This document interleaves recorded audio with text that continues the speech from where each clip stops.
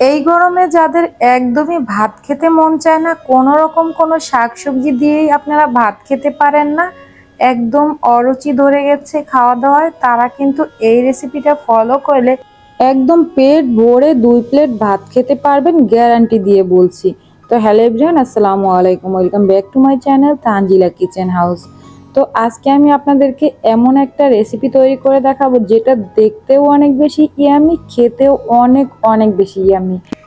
তো এই রেসিপিটা তৈরি করার জন্য আমি এখানে ডাটা নিয়েছি। এখানে আমি 1 আটি ডাটা নিয়েছি, দেখতেই পাচ্ছেন ডাটাগুলো একদমই ফ্রেশ।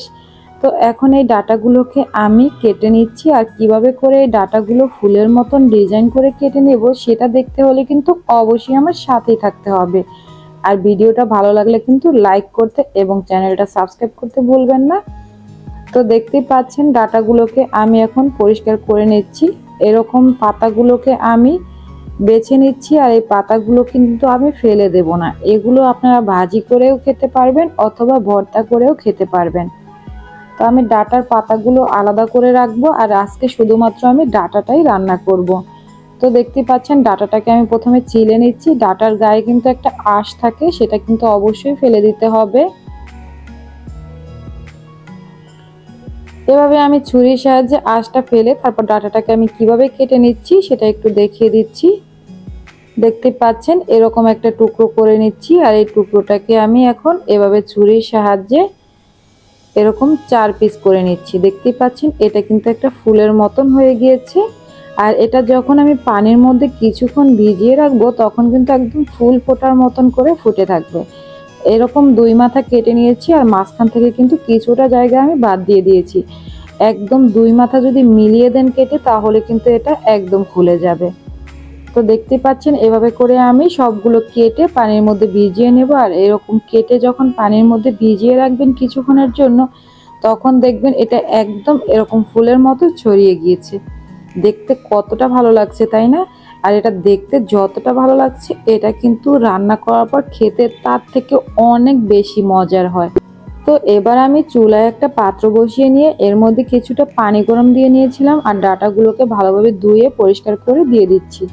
আমি এটাকে সামান্য একটু ভাপিয়ে নেব গরম পানিতে। এটাকে যদি ভাপিয়ে না নেওয়া হয় তাহলে কিন্তু এই ডাটাটা, যেহেতু আমি বাজার থেকে কিনে এনেছি, তাই এটার মধ্যে অনেক রকমের সার ঔষধ দেওয়া থাকে। তাই এটা খাওয়ার পরে কিন্তু আমাদের দেখেন জিহ্বাটা একটু শিমশিম করে। তো এইটা যেন না করে, এর জন্য আমি সবসময় ডাটাটাকে এভাবে একটু ভাপিয়ে তারপরে রান্না করি। ভাপিয়ে পানিটা ফেলে দিলে এই ডাটাটা খেতে আরও অনেক বেশি মজার হয়। তো এরকম একটু পানিটা যখন ফুটে উঠেছে তখনই আমি এটাকে নেড়ে চেড়ে তারপরে পানি থেকে উঠিয়ে নিচ্ছি। দেখতেই পাচ্ছেন এরকম একটা ঝাঁঝরি চামচের সাহায্যে আমি এটাকে উঠিয়ে নিচ্ছি। আর এই পানিটার মধ্যে দেখতে পাচ্ছেন কতটা কষ বেরিয়েছে ডাটা থেকে। পানিটা ফেলে দিয়ে এই প্যানের মধ্যেই আমি সামান্য কিছুটা তেল দিয়ে দিয়েছি। আমি এখানে 1/4 কাপের মতন তেল দিয়েছি। এই রান্নাতে কিন্তু তেলটা একটু বেশি লাগে। আপনারা যারা তেল কম পছন্দ করেন তারা কিন্তু তেলের পরিমাণটা কমিয়ে দিবেন। আর এখানে পেঁয়াজ কুচি দিয়েছি আমি 1/4 কাপের মতন। পেঁয়াজ কুচিটাকে আমি একটু ভালোভাবে ভেজে নিচ্ছি। একটু কালারটা চেঞ্জ হয়ে আসলে এর মধ্যে আমি চিংড়ি মাছ দিয়ে দিচ্ছি। আমি এখানে পুরো চিংড়ি দিয়েছি।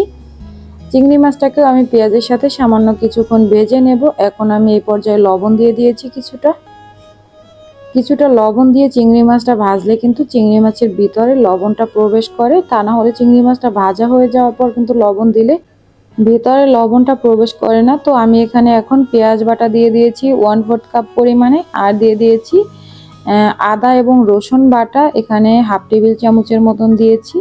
সব কিছুকে একসাথে ভালোভাবে একটু নেড়ে চেড়ে তেলের মধ্যে ভেজে নিচ্ছি। আদা রসুন এবং পেঁয়াজের কাঁচা গন্ধটা যাওয়া পর্যন্ত এটাকে ভেজে নিয়েছি। এরপর আমি এর মধ্যে 1/2 চা চামচ পরিমাণে হলুদের গুঁড়া, 1/2 চা চামচ পরিমাণে মরিচের গুঁড়া, 1/2 চা চামচ পরিমাণে দিয়েছি ধনিয়ার গুঁড়া, একটু সামান্য পানি দিয়ে দিয়েছি। এখন আমি এর মধ্যে আরও 1/2 চা চামচ পরিমাণে দিয়েছি ভাজা জিরার গুঁড়া। সব কিছুকে আমি একসাথে একটু মিশিয়ে নিচ্ছি। এরকম নেড়ে চেড়ে এটাকে ভালোভাবে কষিয়ে নিতে হবে। দেখতে পাচ্ছেন যখন এটা থেকে তেলটা উঠে এসেছে আর একদমই পানি শুকিয়ে গিয়েছে, তখন এর মধ্যে আমি ডাটাগুলোকে দিয়ে দিচ্ছি। ডাটাগুলোকে দিয়ে একটু মিশিয়ে নিয়ে এর মধ্যে আমি সামান্য একটু পানি দিয়ে দিয়েছি, এই ধরেন 1/2 কাপের মতন। এরপর আমি এর মধ্যে দিয়ে দিয়েছি আলু, আর এই পানিটা দিয়েই কিন্তু এটা রান্না হবে। এর মধ্যে আর কোনো রকম কোনো পানি অ্যাড করা যাবে না, তাহলে কিন্তু এই ডাঁটাটা খেতে অতটা মজা হবে না। এখন একদম চুলার আঁচটাকে লোতে করে দিয়ে এটাকে ঢাকনা দিয়ে ঢেকে রান্না করব কিছুক্ষণের জন্য। কিছুক্ষণ পরে ঢাকনাটাকে তুলে এটাকে একটু নেড়ে চেড়ে দেবো, যাতে করে সব জায়গায় মশলাটা প্রবেশ করে আর এই ডাঁটাগুলোও একদম প্রতিটা সিদ্ধ হয়ে যায়। এরপর নেড়ে চেড়ে দিয়ে আবারও ঢাকনা দিয়ে এটাকে ঢেকে রান্না করব ততক্ষণ পর্যন্ত যতক্ষণ না পর্যন্ত ডাঁটাটা একদম হয়ে আসে, তেলটা উপরে ভেসে ওঠা পর্যন্ত এটাকে রান্না করব। অবশ্যই আপনারা তার ভিতরে একটু নেড়ে দেবেন, তা না হলে কিন্তু এটা নিচ থেকে পুড়ে যেতে পারে। তো দেখতে পাচ্ছেন আমি চুলার আঁচটাকে একদম লোতে করে এটাকে রান্না করে নিয়েছি, আর তেলটা কিন্তু উপরে ভেসে উঠেছে। এর মধ্যে কিন্তু কোনো রকম কোনো পানি নেই, পানিটা একদমই শুকিয়ে গিয়েছে। তো আমার রান্নাটাও হয়ে গিয়েছে, আমি এখন চুলাটাকে বন্ধ করে এটাকে নামিয়ে নেব। আর এটা কিন্তু একদম পারফেক্টলি কুক হয়ে গিয়েছে, দেখতেই পাচ্ছেন ডাটাটার যে ফুলটা ছিল সেটা কিন্তু একদম মিলিয়ে গিয়েছে। আর এটা একদম সিদ্ধ হয়ে গেলেই এরকম মিলিয়ে যাবে, আর দেখতেই পাচ্ছেন আলুটাও সিদ্ধ হয়ে গিয়েছে। তো এখন আমি একটা সার্ভিং ডিশে এটাকে সার্ভ করে দিয়েছি। দেখতে যতটা না লোভনীয় হয়েছে, খেতে তার থেকে অনেক বেশি মজার। আমার ফ্যামিলি মেম্বাররা সবাই অনেক বেশি পছন্দ করে। তো ভিডিও ভালো লাগলে লাইক, কমেন্ট, শেয়ার এবং চ্যানেল সাবস্ক্রাইব করতে ভুলবেন না। আজকের মতো এখানেই বিদায় নেব। সবাই ভালো থাকবেন, সুস্থ থাকবেন। আল্লাহ হাফেজ।